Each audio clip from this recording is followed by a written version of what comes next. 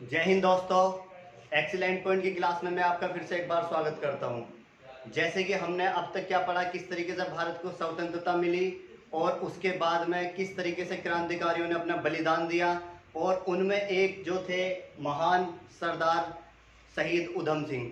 तो आज जो हम पढ़ेंगे उधम सिंह के बारे में पढ़ेंगे और किस तरीके से इन्होंने आंदोलन किए और क्या क्या इन्होंने रणनीति अपना के, और 1940 में लगभग 21 साल बाद जो जलियांवाला बाग हत्याकांड हुआ था उसका बदला लिया। पूरा एकदम डिटेल में देखेंगे क्या क्या घटनाएं हुई थी, क्या क्या हुआ था। तो आइए शुरू करते हैं। तो वीडियो को आप शुरू से और अंत तक देखें तभी आपको समझ में आएगा। तो आइए चलते हैं। सरदार उधम सिंह, जिस तरीके से भगत सिंह शहीद कहलाए, ठीक उसी तरीके से जो उधम सिंह थे ये भी शहीद कहलाए थे। लेकिन आप सभी शहीद भगत सिंह के बारे में ज़्यादा जानते हैं और उधम सिंह के बारे में बहुत कम जानते हैं। लेकिन आज जब आप इनके बारे में पढ़ लोगे तो आज आप भी इन्हें अच्छे से जान जाओगे। तो आइए शुरू करते हैं। उधम सिंह,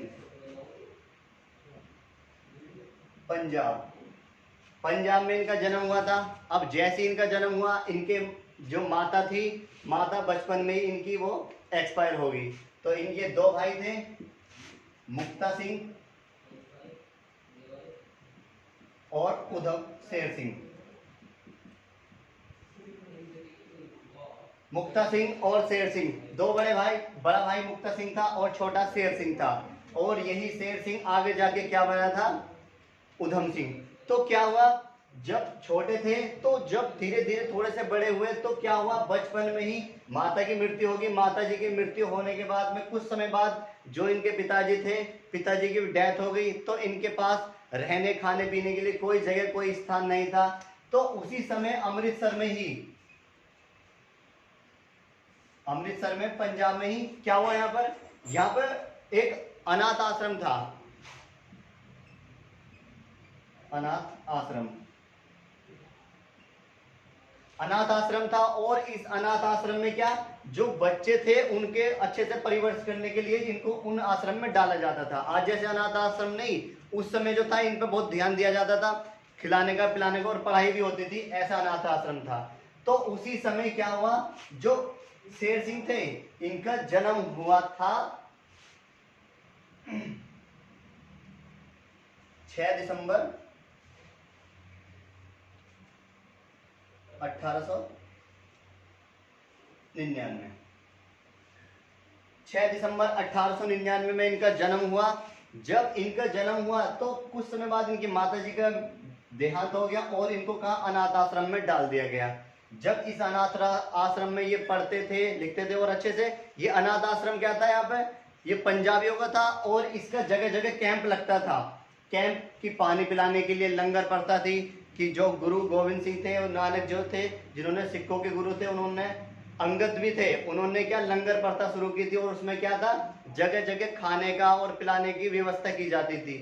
तो यहाँ पे क्या थे, अनाथ आश्रम में जब ये यहाँ रहते थे, और लगभग 1919 में ही इन्होंने क्या, यहाँ से जो शेर सिंह था इस अनाथ आश्रम में ही इन्होंने 1919 में यहाँ से 10th क्लास यहाँ से पास कर ली। अब जैसे यहाँ से पास कर ली तो क्या होता था, जब ये थोड़े बड़े हुए 10वीं क्लास पास की तो इन्हें अनाथ आश्रम में से क्या कर दिया कि अब तुम जाओ और अपने देखो काम वाम करो कहीं और अपना गुजारा करो।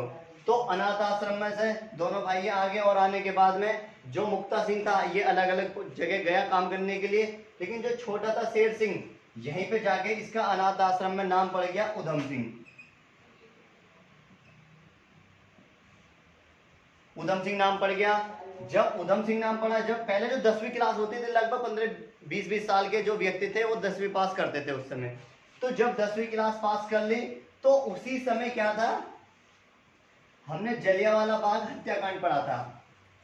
तो उसी समय 1919 में एक एक्ट आया था, रॉलेट एक्ट। और उस एक्ट का विरोध करने के लिए विरोध हो रहा था क्योंकि वो बिना वकील, बिना दलील और बिना अपील जब चाहे जब किसी को उठा के और जेल में बंद कर देते थे। ना तो उसमें किसी की सुनवाई होती थी और उसमें जेल में पड़े रहते थे। तो 1919 में इस एक्ट का विरोध करने के लिए ही, तो उसी समय जो पंजाब में थे दो व्यक्ति थे, सत्यपाल और सैफुद्दीन किचलू।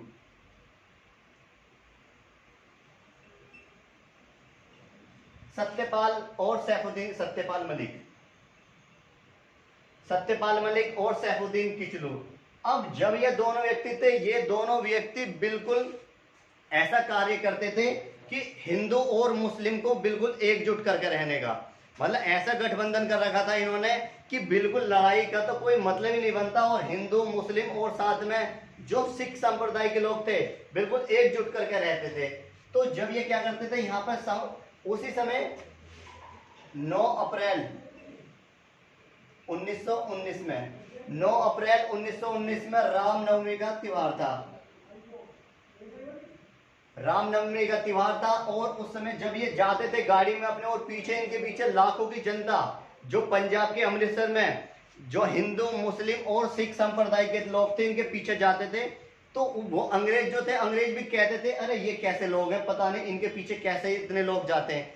तो ये तो देखो मुस्लिम संप्रदाय के थे और ये हिंदू, लेकिन फिर भी यहाँ पे एकजुट करके ये चला रहे थे पूरी जनता को यहाँ पे।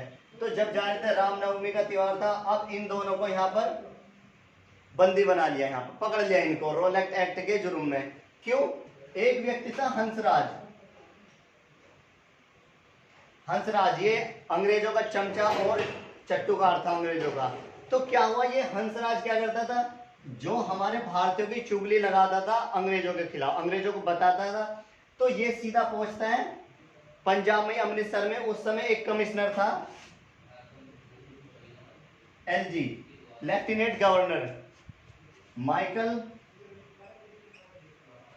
O Dyer. ये माइकल ओ डायर है, वो जनरल डायर है, आर डायर, वो अलग है, ये अलग है। तो हुआ ये जो हंसराज था ये सीधा पहुंचता है इसके पास में, कमिश्नर के एलजी के पास में, माइकल ओ डायर, और इससे कहता है कि सरकार जो ये दो व्यक्ति हैं ये भारतीयों को एकजुट करके चल रहे हैं, एक समय वो आएगा कि आपको यहाँ से भागना ही पड़ जाएगा। तो यहाँ माइकल ओ डायर ने कहा कि आप चिंता ना करो, हम इनकी माला ऐसी तोड़ेंगे कि ये जिंदगी में कभी भी माला एकजुट नहीं हो पाएगी फिर। और कहीं ना कहीं उसके शब्द जो थे वो बिल्कुल सत्य भी निकले। तब से लेकर आज तक जो हिंदू मुस्लिम थे उनके हमेशा लड़ाई झगड़े होते आए हैं। तो हुआ यही, यहाँ पे इसने ये बोला और तुरंत ही इन दोनों को यहाँ से इनको गिरफ्तार कर लिया गया रोलेक्ट एक्ट के जुर्म में, और इनको जेल में बंद कर दिया गया। जब जेल में बंद कर दिया गया, अब इसी का विरोध करने के लिए 10 अप्रैल को क्या हुआ, जो हमारे भारतीय थे वो सीधे इस कमिश्नर के ऑफिस में धरना दे दिया और कहा कि इन दोनों को रिहा करो। लेकिन इसने कहा कि मैं कुछ नहीं कर पाऊंगा, इसमें रोलेक्ट एक्ट के विरोध में इन्होंने जुर्म किया, इसके लिए इनको अंदर किया गया। अब इसके देखते हुए जो हमारे भारतीय थे, भारतीयों ने यहाँ पे जो 10-20 अंग्रेज थे उनको मार दिया, 10-20 अंग्रेजों को मार दिया। एक टीचर थी उस समय, वो टीचर जा रही थी साइकिल से और उसको भी मार दिया।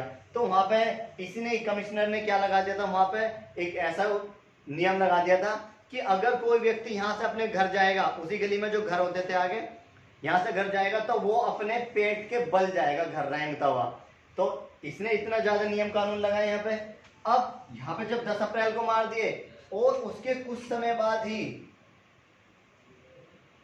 13 अप्रैल 1919 को ही बैसाखी का त्योहार था।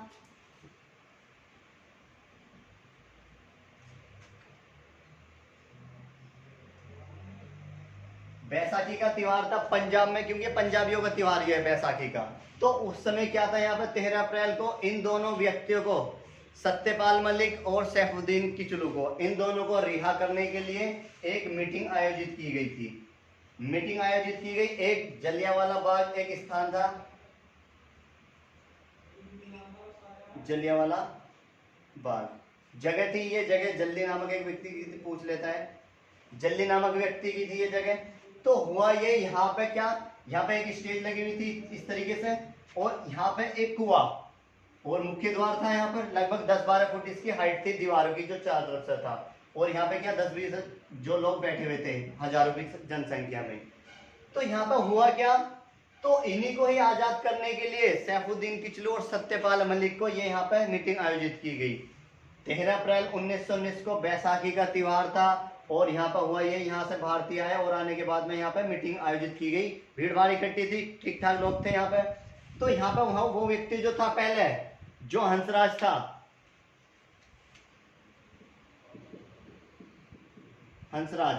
अब ये आया और आने के बाद में सबसे पहले यहाँ पे मीटिंग में भाग लिया और भाग लेने के बाद में भारतीयों के खिलाफ थोड़ी सी मोटिवेशन बात की कि हम भारतीय हैं और भारत को आजाद कराएंगे, लेकिन था किसका? अंग्रेजों का चमचा।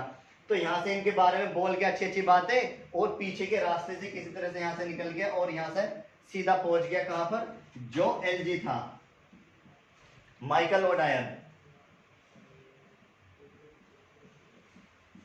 Michael O'Dwyer. अब माइकल ओडायर ने जब सैफुद्दीन किचलू और सत्यपाल मलिक को गिरफ्तार किए थे, तब ही इसने ब्रिटेन से ही, लंदन से ही एक व्यक्ति को और बुलाया जो आर डायर था। ये माइकल ओडायर है, ये आर डायर है। तो इसने माइकल ओडायर ने इसको समझाया कि अब जो तुम्हारे ऊपर है, जो अमृतसर की कमान है और ये सारी तुम्हें देखनी है, क्योंकि मेरे हाथ से तो ये निकल गया। कहीं ऐसा ना हो कि जो ब्रिटेन सरकार है वो मेरे यहाँ पे गर्दन पकड़े, इसलिए तुम्हें यहाँ के जो देखना है तुम्हें करना है यहाँ पे, ठीक। तो वही जो हंसराज था वो पीछे के दरवाजे से निकल के और सीधा पहुंचता है माइकल ओडायर के पास में, और माइकल ओडायर कहता है इससे कि जाओ, आपको मौका है अच्छे से। और जनरल डायर, ये आर डायर जो था, ये आर डायर क्या करता है यहाँ पे? जनरल डायर ये आता है और आने के बाद में अपनी चारों तरफ यहाँ पे फोर्स लगा देता है, और बंदूक लेके इस तरह खड़े हो जाते हैं। अब यहाँ पे भीड़ तो इतनी बहुत ज्यादा थी, तो यहाँ पे जो भीड़ थी वो सोच रहे थे कि ये हमें डरा रहे हैं, सिर्फ हमें डरा रहे हैं, ऐसा कुछ नहीं होगा।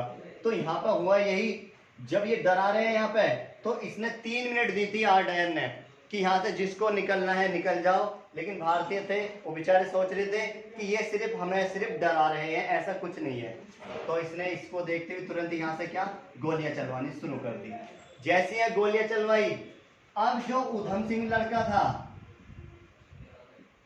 उधम सिंह, तो मैंने बताया एक लंगर प्रथा लगती थी अनाथ आश्रम की, वो क्या करते थे, पानी पिलाने के लिए आते थे। तो इनकी ड्यूटी लगी थी यहाँ पर, मतलब इन्हें भेजा गया था कि आप कहाँ पर, जो जलियांवाला बाग जगह है वहां पर आप क्या जाओ, पानी पिलाओ वहां पे। तो हुआ ये, यहाँ से ये उधम सिंह आते हैं और आने के बाद में ये यहाँ पर पानी वानी पिलाते हैं। तो जब ये गोलियां चल रही थी यहाँ पर, तो यहाँ पे उधम सिंह, एक बच्चा था छोटा, और उस बच्चे को बचाने के लिए उसके ऊपर जैसे ही भागे और उसके ऊपर उसको इस तरीके से बचाया, तो तुरंत गोलियां चल रही थी यहाँ से। अब जैसी गोलियां चल रही थी तो 10-12 लोग गोली लगी उनके और सीधे वो उधम सिंह के ऊपर गिर गए, और उधम सिंह वहां पे उस बच्चे को बचाने के लिए वहां पे दब गए। जैसे दबे, अच्छा ये जो पूरी घटना है जलियांवाला बाग हत्याकांड की, ये हमने पीछे वीडियो बनाई है, आप उसमें प्ले लिस्ट में जाइए और उसको पूरी अच्छे से देख सकते हैं क्या घटना हुई थी। क्योंकि हमारा यहाँ पे मेन टारगेट जो क्या है, सिर्फ और सिर्फ सरदार उधम सिंह के बारे में। तो यहाँ पर हुआ यही, जब उधम सिंह को यहाँ से पकड़ ले, उधम सिंह यहाँ पे दब गए, और थोड़ी देर बाद जब रात को उधम सिंह उठे, उन्होंने देखा कि चारों तरफ क्या, लाश ही लाश पड़ी हुई थी, जो मृत लोग थे। और बहुत से लोग के तो पैरों में, हाथ में, सीने में गोली लगी थी, लेकिन वो जीवित थे। लेकिन यहाँ पे माइकल ओडायर था, इसने यहाँ पर तुरंत ही कर्फ्यू लगा दिया कि जो जितने भी लोग हैं वो यहीं पड़े रहेंगे, अगर कोई इन्हें उठाना आया तो उसमें सीधी गोली मार दी जाएगी। तो अगर वो कर्फ्यू नहीं लगता तो यहाँ पे जो भारतीय जिनको पैरों वैरों में चोट लगी थी इधर, उनको दवाई गोली मट्टी पर पट्टी वट्टी करा के उनको ठीक भी किया जा सकता था। तो यहाँ पे हुआ यही, ये कर्फ्यू लगा दिया। और उधम सिंह ने देखा रात को जब आंखें खुली कि ये चारों तरफ लाश ही लाश पड़े हैं, तो यहाँ पे इसने सोच लिया था कि मुझे इसका बदला जरूर लेना है। अब उधम सिंह ने ये देख लिया और यहाँ से तुरंत ही उधम सिंह निकले। जब यहाँ से उधम सिंह चले तो इन्होंने सोचा कि मुझे किससे बदल लेना है, जो माइकल ओडायर और जब आर डायर है। तो तब ही उसी समय जो आर डायर था और माइकल ओडायर, इनको रिटायर कर दिया और इनको कहाँ भेज दिए, ब्रिटेन में भेज दिए गए। जब ब्रिटेन में भेज दिए गए, अब यहाँ पे जो उधम सिंह थे, उधम सिंह, अब इन्होंने सोच रखा था कि मुझे क्रांतिकारी बनना है, मुझे मतलब हथियार चाहिए, मुझे इनकी हत्या करनी है, इनको मारना है, किसी तरह से बदला लेना है। तो इसको देखते हुए उधम सिंह ने कुछ 2-4 लोग थे उस समय भारत में, अच्छे लीडर थे, उनसे मिले और इसने कहा कि मुझे जलियांवाला बाग जो कांड हुआ था उसका बदला लेना है। अब हुआ ये, उधम सिंह मिले 1-2 से, लेकिन उन्होंने कहा कि ऐसे वैसे बदला नहीं लिया जा सकता, आपको इसके लिए पहले थोड़ी मेहनत करनी पड़ेगी और तब आप ब्रिटेन पहुंचोगे, तब आप यहाँ से इनको बदला ले सकते हो। तो वह ये उधम सिंह सबसे पहले वहां कुछ लोगों से मिलते हैं और वे लोग कहते हैं कि आप क्या करो, एक गदर पार्टी चल रही थी उस समय, आप गदर पार्टी में शामिल हो जाओ और इसके द्वारा आप क्या कर सकते हो, वो बदला ले सकते हो। अब यहाँ से उधम सिंह ने सोच लिया ठीक है, तो ये गदर पार्टी से यहाँ पे जुड़ गए। गदर पार्टी की जो स्थापना हुई थी 1913 में हुई थी, सोहन सिंह भागवत,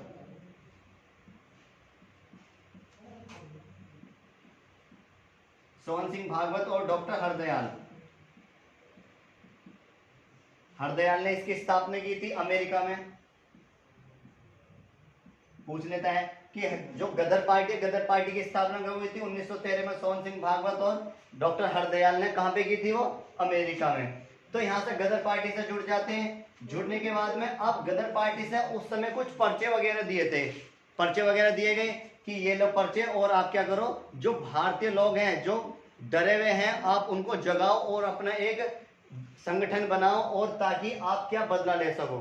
तो उसी समय जब इनको पर्चे दे दिए गए और ये पंजाब में आए, पंजाब में ही जब वो पर्चे क्या बांट रहे थे, लेकिन ये सबसे पहले कहाँ पहुंचे, अपने मामा के पास में, अपने मामा के पास पहुंचे। मामा से कहते, इनके मामा देखते कहते अरे मेरा भांजा आया बहुत दिनों बाद, तो बहुत खुशी मिली। तो यहाँ पे हुआ यही, अपने मामा से मिला, तो इसके मामा क्या कहते हैं, ये कहते हैं कि मैं लड्डू बांटूं कि मेरा भांजा आया। तो ये इसके मामा लड्डू लाते हैं और लड्डू लाने के बाद में उन लड्डू को बांटने के लिए उधम सिंह के पास जो पर्चे थे ये अपने मामा को देता है और कहता है कि मामा लो ये पर्चे और इनमें आप लड्डू रख के वो बांटना। तो हुआ ये, इसके मामा बांट रहे थे, लेकिन उसी समय जो पंजाब में ही एक हवलदार था और वो हवलदार अंग्रेजों का चमचा था, चापलूस था। तो उसके जब ये इसके मामा लड्डू बांट रहे थे तो उस हवलदार के घर भी पहुंचे लड्डू देते हुए, और वो लड्डू जैसे खा रहा था उसने तुरंत उसकी नजर पड़ी उस पर्चे पे। जैसी नजर पड़ी पर्चे पे तो उसने कहा अरे ये कहाँ से लाए हो पर्चे, ये जो पर्चे हैं ये तो बैन है, ये यहाँ पे कैसे चल रहे हैं अब। तो इसके मामा ने कहा कि कुछ नहीं, ये मेरा भांजा आया उधम सिंह और मैंने उधम सिंह के खुशी के लिए ये लड्डू बांटे और ये पर्चे तो वहीं से आए, ये लाया कहीं से। तो वही तभी यहाँ पे उधम सिंह आ जाते हैं। उधम सिंह कहते हैं कि हाँ जी बोलो क्या है। तो ये कहता है कि क्या लिखा है इस पर्चे में, उस जो हवलदार था वो कहता है क्या लिखा है इस पर्चे में, तो कहता आप पढ़ लो। तो वो अटक अटक के पढ़ रहा था कि सरफरोशी की तमन्ना हमारे दिल में है, तो इस तरीके से पढ़ रहा था। तो उधम सिंह आया रुको आप सही से नहीं पढ़ रहे हो, मैं इसको पढ़ के सुनाता हूँ। तो एक अच्छी सी ऊंची सी जगह पर खड़ा हो जाता है और लोग इकट्ठे हो जाते हैं वहां पे। तो अच्छे से पढ़ता है कि सरफरोशी की तमन्ना हमारे दिल में, ऐसी ऐसी मोटिवेशन बात करता है। तो वहां पे तो जब ये ऐसी ऐसी बातें करता है तो उधम सिंह कहता है कि ये मैं नहीं, ये जो हमारे हवलदार साहब हैं ये पढ़वा रहे हैं। तो जो जनता थी वो तालियां बजाने लगी कि हवलदार की जय, हवलदार की जय हो। तो हवलदार को ये नहीं पता था कि ये मेरी बुराई हो रही है या देश हित के लिए बातें हो रही हैं। तो यहाँ पे जब ये होने के बाद में अब उधम सिंह जो थे यहाँ से निकले, और निकलने के बाद में सीधे ये पहुंचे हंसराज के पास में, हंसराज। और हंसराज के पास में भी कहाँ पहुंचे, जब ये गदर पार्टी से जुड़ गए थे तो गदर पार्टी में कुछ लोग थे, उनको इकट्ठा करके उसने कहा कि जो जलियांवाला बाग हत्याकांड हुआ था वो उसके ऊपर किसका हाथ था, वो हंसराज का था। तो सीधे कुछ लोग रात के समय इसके घर पहुंचे हंसराज के, और हंसराज से कहा कि जो लोग थे गदर पार्टी के उन्होंने इसके घर में आग लगा दी। जब आग लगा दी तो उधम सिंह ही क्या वहां पर खड़े हुए थे अंधेरे में। तो हंसराज पहुंचता है इनके उधम सिंह के पास में कि मेरी जान बचा लो किसी तरह से, नहीं तो मुझे आग लगा दी मेरे घर में और मेरी मृत्यु कर देंगे। तो उधम सिंह क्या करते हैं, इसको बचा लेते हैं और बचा के इसे सीधे पीछे के रास्ते से उसी स्थान पे ले जाते हैं जलियांवाला बाग जहाँ पर हुआ था वहां पे ले जाते हैं। और ये हंसराज कहता है कि आप मुझे कहाँ पर ले आए। तो ये कहता है उधम सिंह याद करो ये जगह कौन सी है। तो ये कहता है ये तो जलियांवाला बाग जगह। तो उधम सिंह कहता है यहीं पर तुमने जो हमारे हजारों निहत्थे लोग थे उनकी हत्या करवाई थी। तो यहाँ पर हंसराज जो था ये पगड़ी पहनता था, तो इसने पगड़ी उतारी और उनके पैरों में रख दी उधम सिंह के, और कहा कि मुझसे गलती होगी मुझे माफ कर दो, आप इसकी जो सजा देना चाहते हो मुझे मंजूर है। अब उधम सिंह क्या करता है, उसी पगड़ी को लेके इसके गले में डालता है, और डालने के बाद में जो दीवार थी दीवार में इसका सिर ऐसे मारता पटक पटक के, और ये बिल्कुल अधमरा हो जाता है। और लास्ट में जो कुआं था उस जगह पे उस कुएं में इसको यहाँ पर फेंक देता है, और यहाँ पे जो हंसराज था इसकी मृत्यु होगी। जैसे इसकी मृत्यु हुई अब हंसराज ने सोचा कि अगर मैं इस तरीके से भारत में रहा तो मुझे क्या बदला नहीं लिया जाएगा जलियांवाला बाग का। तो यहाँ से ये इससे कुछ लोगों ने कहा कि आप कहाँ जाओ, अमेरिका में जाओ, और अमेरिका में बहुत अच्छी अच्छी पार्टी कर रही है काम, और आप उनके साथ मिलो और आप वहां से फिर कहां पर, ब्रिटेन जाके अपना बदला ले सकते हो। अब यहां से उधम सिंह जो थे, यहां से सीधे चल देते हैं अमेरिका की तरफ। जैसे ही अमेरिका की तरफ जाते हैं, अमेरिका में जाते जाते जब ये जिस शिप से जाते हैं तो वहां पे जिस शिप से जाते हैं वहां पे एक घटना हुई थी, कामागाटा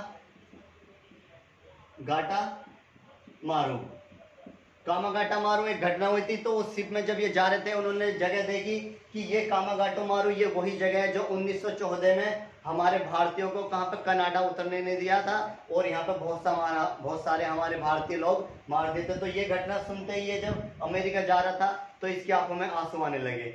अब अमेरिका से ये लगभग रहे यहाँ पर 1924 से और 1927 तक, लगभग 3-4 वर्ष रहे वहां से, वहां पर। और वहां से आने के बाद में जब ये अमेरिका से आए तो ये देखते हैं कि इनके एक गुरु थे। जब अमेरिका से भारत में आए तो इन्हें पता चली कि मेरे गुरु थे जैन सिंह मेरे गुरु जी हैं, और उनकी क्या होगी, मृत्यु होगी। और ये सीधे उधम सिंह कहां से आते हैं, अमेरिका से सीधे जैन सिंह के घर पे आते हैं और देखते हैं उनके जो फोटो है, फोटो पे क्या माला चढ़ी हुई थी। अब ये कहते हैं उधम सिंह कि काश मैं उनसे अंतिम समय में मिल पाता तो मुझे बहुत अच्छा होता। तो यहाँ पे जब ये इनको देखते हैं तब ये यहाँ पे एंट्री हो जाती है भगत सिंह की। जो भगत सिंह भी थे वो भी इस कमरे में ही थे, और जब उधम सिंह आए यहाँ पे बोल रहे थे तब यहाँ भगत सिंह कहते हैं कि कोई बात नहीं, वो जहाँ पे गए वो आज स्वर्ग में है, लेकिन आप लेट हो गए, कोई बात नहीं, लेकिन हमें क्या करना है, भारत को आजाद कराना, और हमें क्रांतिकारी होगा, और ज्यादा मतलब जितने इकट्ठे हो जाए उतना ठीक है। तो उधम सिंह कहता है कि तुम कौन, भगत सिंह से कहते हैं। तो भगत सिंह कहता है कि तुम मुझे नहीं जानते, लेकिन हाँ मैं तुम्हें जरूर जानता हूँ, तुम उधम सिंह हो और तुम इस तरीके से गदर पार्टी के लिए जुड़ रहे हो। तो तब जो उधम सिंह था, तो उधम सिंह उस समय HSRA, Hindustan socialist Republican association party के साथ जो किसमें थे, वो भगत सिंह, चंद्रशेखर आजाद, इसके साथ में उधम सिंह जुड़ गया। और जुड़ने के बाद में अब यहाँ से उधम सिंह और भगत सिंह, उधम सिंह ले जाते हैं भगत सिंह को कि आओ मैं कुछ असला बारूद लाया हूँ, जो गोली बारूद तमुंचे वगैरह है, जो हमारे क्रांतिकारी उनको देना है और अंग्रेजों को यहाँ से भगाना है। तो ये जाते हैं उधम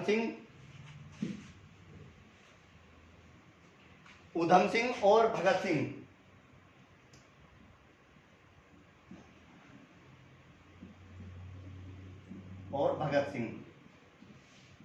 दोनों यहाँ से जाते हैं। और जो उधम सिंह जो वहां से लाया था, एक बड़ा सा वो था, बैग था, और बैग में क्या था, जो बारूद, गोली और बंदूकें वगैरह थी, वो सारी चीजें थी, और झाड़ियों में छुपा कर रखा था। अब जो उधम सिंह था इसको ले जाता है और यहाँ पर दिखाता है कि मैं क्या लाया हूँ, यहाँ पर हथियार लाया हूँ, और आपको किसी तरह से ये हथियार रखने, और ये जो जितने भी हमारे सब क्रांतिकारी उन तक ये पहुंचाना है।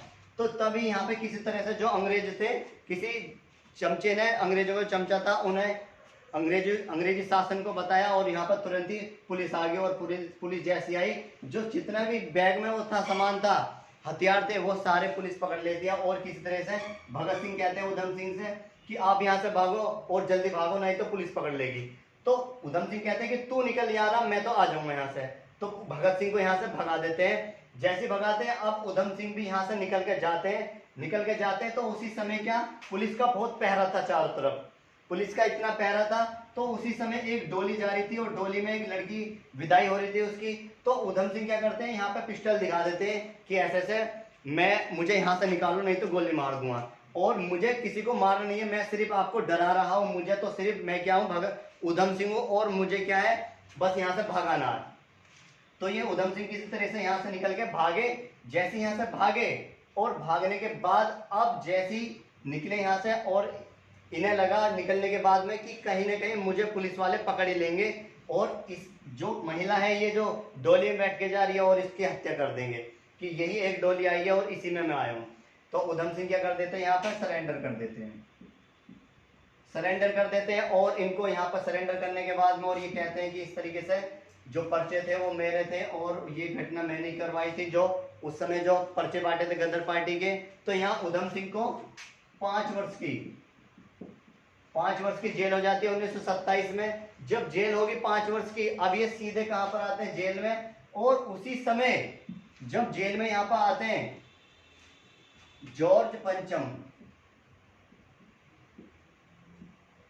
जॉर्ज पंचम जो ब्रिटिश राजा था, इसका उस समय बर्थडे था। तो जेल में क्या था, यहाँ पर जॉर्ज पंचम के लिए, इसके लंबी उम्र के लिए यहाँ पर शुभकामनाएं आयोजित कर रहे थे। बोल रहे थे कि जितने हमारे कैदी हैं उनसे कहा जा रहा था कि आप क्या करो, इनकी लंबी उम्र की कामना करो। तो यहाँ पर कुछ हमारे भारतीय थे, वो क्या कह रहे थे कि हम क्यों करें भाई कामनाएं, तुम्हारा जो जॉर्ज पंचम है कल की जगह आज मर जाए, हमें क्या। तो यहाँ पे उस समय यहाँ पे एक जेलर था, और वो जेलर इन जो लोग थे हमारे भारतीय, उनके साथ में इतनी सख्ताई से पेश आ रहा था, उनके यहाँ पर मारने लगा। लेकिन यहाँ पे मोहम्मद खान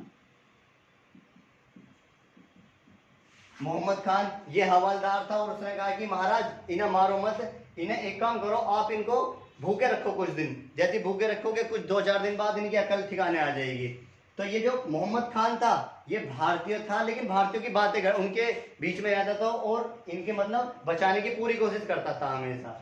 तो यहाँ से जो भारतीय लोग थे इनको यहाँ से निकाला, मतलब भूखे रहने के लिए कहा, और ये एक जगह इनको जेल में बंद कर दिया गया। अब तुरंत ही किसकी एंट्री हो जाती है इस जेल में, जो उधम सिंह था, उसको 5 वर्ष की जेल हुई ना, उधम सिंह को 5 वर्ष की जेल हुई, और यहाँ पर आ जाता है। तो जब जो मोहम्मद खान था ये क्या करता है, उधम सिंह को जब यहाँ पर आता है तो यहाँ पे इसको 5 रोटी फालतू दे देता है कि लो खाना, आप जेल में नए नए आए हो। तो ये कहता है उधम सिंह कि क्या हुआ, आज तुम्हारे जॉर्ज पंचम ने 5वीं शादी कर ली क्या, जो 5 रोटी मेरे को एक्स्ट्रा दे रहे हो। तो इसने कहा मोहम्मद खान ने कि नहीं, आज उनका जन्मदिन है, और उनके जन्मदिन के लिए आप लंबी कामनाओं के लिए वो करो, मतलब प्रे करो। तो यहाँ पे इन्होंने कहा कि कल की जगह आज मर जाए, हमें क्या फर्क पड़ता है भाई।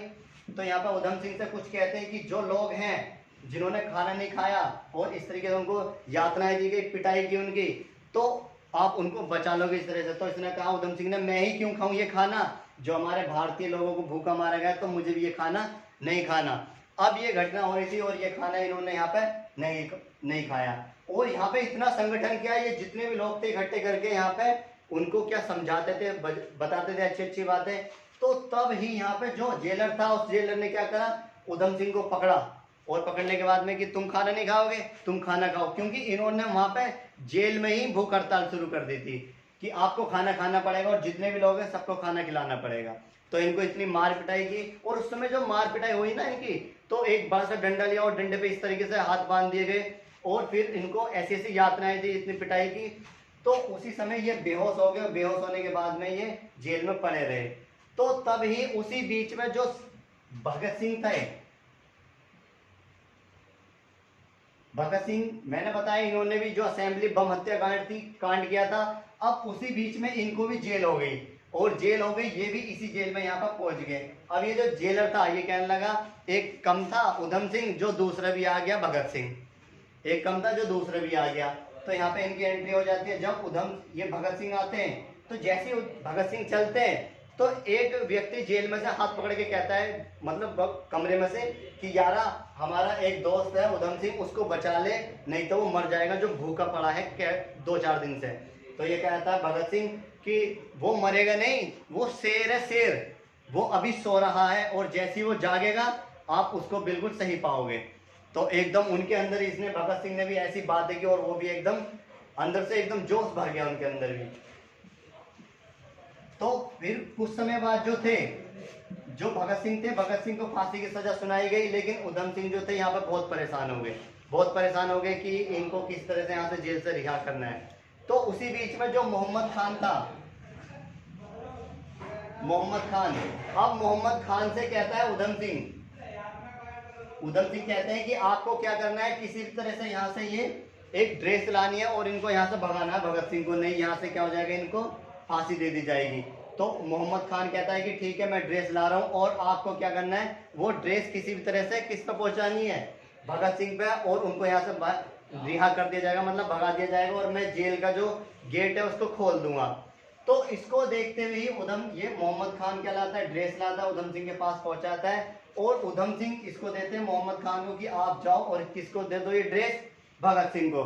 अब भगत सिंह क्या करते हैं, इसी ड्रेस को ये मोहम्मद खान इस ड्रेस को लेकर जाते हैं और रास्ते में जो मोहम्मद खान को जो जेलर था वो पकड़ लेता है और कहता है कि ये तू भी किसका, भारतीय कुत्ते हो तुम, और ये क्या कर रहे हो, जो भारतीयों को भगाने के लिए ये ड्रेस लाए हो।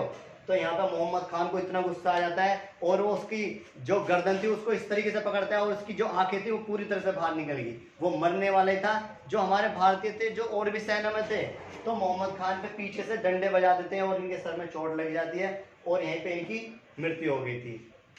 और कुछ समय बाद जो थे भगत सिंह को क्या 23 मार्च 1931 को फांसी दे दी गई। अब यहाँ पर जो उधम सिंह थे ये पूरी तरह से टूट गए कि मैं इसको बचा नहीं पाया, अगर ये बच जाते तो ये हमारे भारतीय के लिए बहुत अच्छी बात थी। तो जब यहाँ से कुछ समय बाद जो थे उधम सिंह 31 अक्टूबर 1931 नहीं 30 अक्टूबर है 30 अक्टूबर 1931 को जेल से रिहा हुए उधम सिंह। और उधम सिंह रिहा होने के बाद में उन्होंने सोच लिया कि अब मुझे क्या करना है, मुझे बस अपना एक ही टारगेट है वो मुझे पूरा करना है। तो यहाँ से फिर उधम सिंह सीधे पहुंचते हैं, अपने 2-4 लोगों से मिलते हैं और सीधे निकल जाते हैं ब्रिटेन। अब ब्रिटेन जैसे पहुंचते हैं, ब्रिटेनिया 1934 में जाते हैं, 1934 में ब्रिटेन में जाते हैं और जाने के बाद में क्या करते हैं, कुछ लोगों से मिलते हैं, कहते हैं। और उस समय जो थे यहाँ पे हमारे भारतीय भी थे यहाँ पे ब्रिटेन में, और क्या उनके छोटे छोटे संगठन थे जो कंपनियों में काम कर रहे थे। तो उनसे कहा कि ऐसे ऐसे मैं उधम सिंह हूँ और मुझे क्या, मेरा एक टारगेट है, मेरा वो बदला लेना है मुझे किसी तरह से। तो कहते हैं कि तेरे को ये बदला लेना था, लेकिन आपको क्या करना पड़ेगा, एक प्लानिंग के अनुसार करना पड़ेगा। तो वहां से क्या करता है उधम सिंह 1936 से लेकर और 1937 तक यहाँ पे रहता है 3-4 वर्ष तक, लेकिन कोई मारने का सही जगह स्थान नहीं मिल पाई। लेकिन जो उधम सिंह था ये सीधा पहुंचता है माइकल ओडायर के पास में, माइकल ओडायर के पास में, माइकल ओडायर के पास में पहुंचता है उधम सिंह और कहता है कि साहब मेरे को अच्छे से बंदूक चलानी आती है और सफाई करनी आती है बंदूकों की। तो माइकल ओडायर कहता है चलो बहुत अच्छी बात है, आप मेरे क्या कर लो यहाँ पर नौकरी में शामिल हो जाओ। तो उधम सिंह को क्या कर लेता है माइकल ओडायर अपने घर में रख लेता है नौकरी पे, और यहाँ पे जो उधम सिंह थे उनके यहाँ नौकरी करने लग जाते हैं। लेकिन चाहते तो माइकल ओडायर को कभी भी मार सकते थे, लेकिन इन्होंने सिर्फ एक जगह निश्चित की, मैं सोच रखा था कि मुझे कोई स्थान मिले जहाँ पे भीड़ भड़ाका वाला इलाका हो और वहां पे मैं इसको मारूं, तभी इसकी सच्चाई सामने आए सभी के। तो वही यहाँ से माइकल ओडायर, और ये बात लगभग 1937 से आगे चलने लगी और लगभग 1940 में 1940 तक की बात पहुंच गई। अब जो उधम सिंह थे, उधम सिंह माइकल ओडायर, उस समय एक इंडियन हाउस था, इंडियन हाउस। और इस इंडियन हाउस में क्या यहाँ पे जो ब्रिटेन के लोग आते थे जाते थे, और तो रिसेप्शन पे जो उधम सिंह थे वो मिलने के लिए आए थे माइकल ओडायर से। जब यहाँ पर आए और आने के बाद में इंडियन हाउस में रिसेप्शन पे पहुंचे, और पहुंचने के बाद में इन्होंने कहा कि मुझे किससे मिलना है, माइकल ओडायर से। अब माइकल ओडायर जब यहाँ पे उसने रिसेप्शनिस्ट था वो बुलाने के लिए गया, तो उसी रिसेप्शन पे एक पर्चा टंगा हुआ था कि इस स्थान पर, मतलब इस जगह 1940 में एक कैक्सटन हॉल है और वहां पे मीटिंग आयोजित की जाएगी और उस मीटिंग में जो भाषण देंगे माइकल ओडायर। इस तरीके से 2-4 लोगों के नाम लिखे हुए थे यहाँ पर इस तरीके से, और उसमें एक नाम किसका था, माइकल ओडायर का। तो यहाँ पे इन्होंने सोचा कि ये बहुत अच्छा मौका है, क्यों ना इसका बदला लिया जाए, और इस पर्चे को उठाते हैं, फाड़ते हैं और अपनी जेब में रख लेते हैं उधम सिंह। जेब में रखने के बाद में अब यहाँ से जाते हैं और अपने जो ब्रिटेन में ही कुछ लोग थे ना, मैंने बताया कंपनी के, उनसे मिलते हैं और उनके साथ में पार्टी वगैरह करते हैं और कहते हैं कि अब वो जगह, मतलब वो समय आ गया है जिस चीज़ का मैं इंतजार कर रहा था। अब यहाँ पे जो उधम सिंह पार्टी वार्टी करते हैं दोस्तों के साथ में, और फिर यहाँ पे जो कैक्सटन हॉल में 1940 में जगह थी, वो कैक्सटन हॉल ब्रिटेन में ही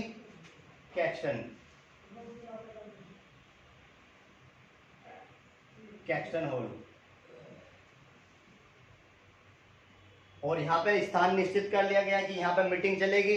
अब उधम सिंह क्या करते हैं, अच्छे से कोट पैंट पहन के और टोपी वोपी पहन के कि हाँ लगे कोई पढ़ा लिखा सा व्यक्ति है। लेकिन इस कैक्सटन हॉल में बंदूक ले जाना या किसी तरह का हथियार ले जाना बिल्कुल प्रतिबंध था। तो उधम सिंह ने क्या करा, एक किताब ली, मोटी सी किताब ली, इतनी बड़ी मोटी सी, तो उस मोटी सी किताब को उसी शेप से स्केच से काट दिया और उसके अंदर क्या रख दी, पिस्टल रख दी अपनी, और यहाँ पे पिस्टल ली, और जैसी पिस्टल ली और किताब में रखे, और जो हॉल था बड़ा सा कैक्सटन हॉल जहाँ पे मीटिंग आयोजित होने वाली थी, क्या था वहां पे इस तरीके से स्टेज लगी हुई थी और यहाँ पे लोग बैठे हुए थे और पीछे से वो खाली था बिल्कुल। तो यहाँ पे हुआ यही। तो उधम सिंह क्या करते हैं, इस किताब में काट पीट के बढ़िया करके पिस्टल रख के और सीधे यहाँ पे जाते हैं। जैसे यहाँ पहुंचते हैं इसके गेट पे कैक्सटन हॉल के, तो यहाँ पे क्या था, वो था सिक्योरिटी गार्ड थी। वो सिक्योरिटी गार्ड कहते हैं कि क्या है इस किताब में, बड़ी भारी है। तो कहते हैं देख लो आप ही। तो यहाँ पे जो उधम सिंह उनको सिक्योरिटी गार्ड को किताब देते हैं, सिक्योरिटी गार्ड एक दो पेज खोलते हैं, वो कहते हैं बड़ी भारी है लेकिन इसमें है क्या। तो कहते हैं कि जिस तरीके से आपके यहाँ पे रोमियो जूली की कहानी है, उस तरीके से हमारे यहाँ पे सराबन की कहानी सुनाई जाती है। यहाँ पर उसी कहानी कुछ कहानियां लिखी हुई हैं। तो यहाँ पर 2-4 पेज पढ़ते हैं सिक्योरिटी गार्ड और इनको यहाँ से अंदर भेज देते हैं उधम सिंह को। अब उधम सिंह यहाँ से जैसे अंदर जाते हैं तो यहाँ पर लोग बैठे हुए थे। तो उधम सिंह जब यहाँ पे भाषण देके माइकल ओडायर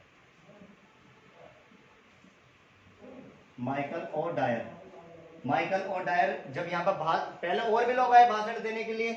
जब जैसी नंबर आया माइकल ओडायर का, अब माइकल ओडायर सीधा क्या कहता कि मैं वही कमिश्नर हूँ, एलजी हूँ, जिसने जो जलियांवाला बाग हत्याकांड कराया था, और जो इंडियन डॉग, मैं जरूरत आई तो फिर भी मैं भारतीयों को मारूंगा, वो क्या है, कुत्ते हैं, और गंदी गंदी गाली देने लगा। अब इतनी बात कौन सुन रहा था यहाँ पर,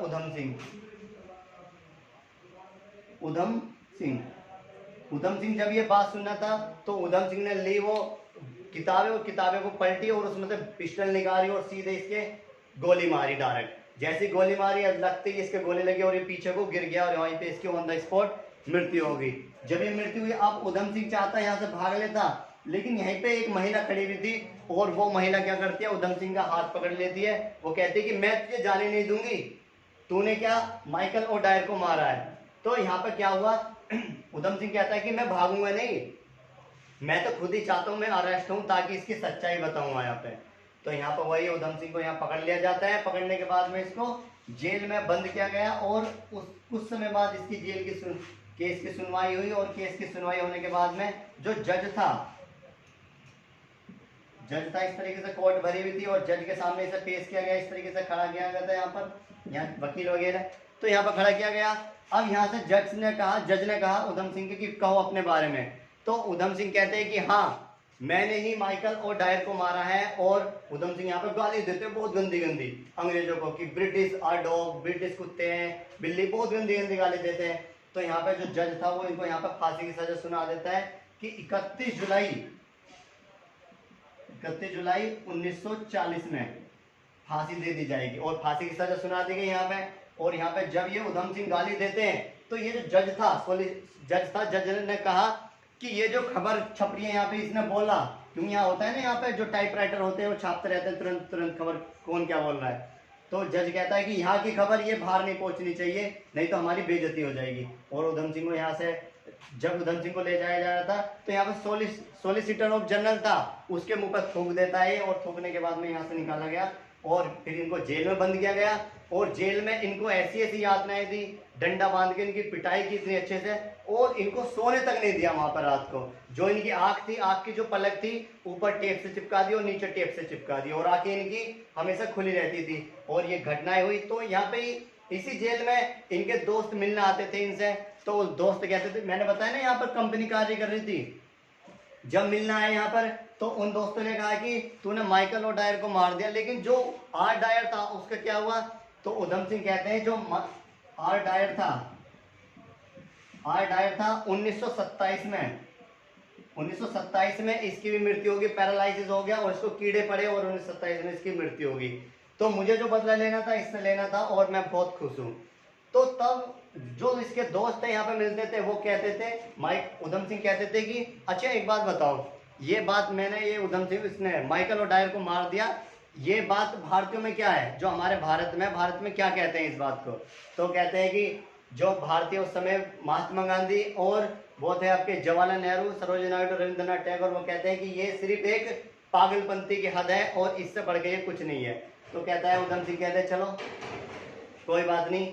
और अंत में हुआ यही, 31 जुलाई 1940 में उधम सिंह को जेल में क्या, जिस तरीके से भगत सिंह, सुखदेव, राजगुरु ने फांसी का फंदा चूमने के बाद में फांसी पे लटक गए। और उसी तरीके से 31 जुलाई 1940 में यहाँ पर ये उधम सिंह भी यहाँ पर शहीद हो जाते हैं। तो लगभग 21 साल बाद क्या करते हैं, 21 साल बाद माइकल ओडायर, जो जलियांवाला बाग हत्याकांड हुआ था, वहां पे इसकी मृत्यु हो जाती है। और मृत्यु होने के बाद में कुछ लोग गए भी यहाँ पे ब्रिटेन में भारत से कि अब तो भारत आजाद हो गया, 1947 में आजाद हो गया था ना, कि अब जो उधम सिंह है, उधम सिंह की क्या दे दो आप, जो उसकी जो अस्थियां वगैरह है वो दे दो, हम उनको क्या करेंगे, जो गंगा नदी है उसमें सिला देंगे, उनको बहा देंगे। तो हुआ ये यहाँ पे उनको नहीं दिया गया। लेकिन 1974 में ही एक एमएलए थे पंजाब के, वो एमएलए कहाँ जाते हैं, ब्रिटेन जाते हैं। और 1974 में वो यहाँ पे कहते हैं कि इस तरीके से अब तो आपका भारत से कब्जा नहीं रहा, और अब आप क्या करो, जो उनकी उधम सिंह की कुछ अस्थियां वगैरह है वो दे दो और मैं इनको गंगा में सिरा दूंगा। और वो क्या करते हैं, 1974 में लाते हैं। जब वो लाते हैं 1974 में ही इंदिरा गांधी पीएम थी, और यहाँ पे क्या करते हैं, और ज्ञानी जेल सिंह राष्ट्रपति थे भारत के। तो यहाँ पर वही ये जब ब्रिटेन, वो जो एमएलए थे वो इनकी एक बड़ा सा वो था, बर्तन था, उसमें अस्थियां वगैरह ला रहे थे। तो ये दोनों गए उसी स्टेशन पे और उन अस्थियों को यहाँ से उतारा। और उतारने के बाद में आधी जो अस्थियां थी उनकी, जो जलियांवाला बाग थी, उसी स्थान पे यहाँ पर रख के और उनकी वो बना दी एक समाधि टाइप की, और मूर्ति खड़ी कर दी यहाँ पे उधम सिंह की बना दी। और आधी अस्थि जो पीछे ही सतलज नदी है, सतलज नदी में आधी अस्थियां वहां बहा दी और आधी यहाँ पे, ताकि क्या करें, जो हमारे भारतीय इसकी ये घटनाएं रखें और अंदर से एक जोश उत्पन्न हो उनके अंदर। तो यहाँ पे इस तरीके से ये हुआ। फिर 1991 में जो उधम सिंह ने वो घटनाएं की थी ना, मैंने बताया, जो जज के सामने गालियां वगैरह दी थी, तो 1991 में वही जो गालियां वगैरह दी थी, जो भी बात हुई थी अंदर, 1991 में गुरुमुखी लिपि में वो बातें छपी, जो न्यूज वगैरह में भी और गूगल वगैरह में भी बहुत चल रही है, वहाँ बहुत मतलब पढ़ सकते हैं वहाँ पे जाके। तो इस तरीके से उधम सिंह ने क्या 1940 में अपना 21 साल का बदला लिया, और इस तरीके से ये उधम सिंह क्या हुए, शहीद हो गए थे। इसलिए आज जो हमने पढ़ा शहीद उधम सिंह के बारे में पढ़ा। तो कैसी लगी आपको वीडियो, अच्छी लगी हो तो लाइक करें, शेयर करें और सब्सक्राइब करें। कल फिर मिलते हैं नई क्लास के लिए। धन्यवाद आज के लिए।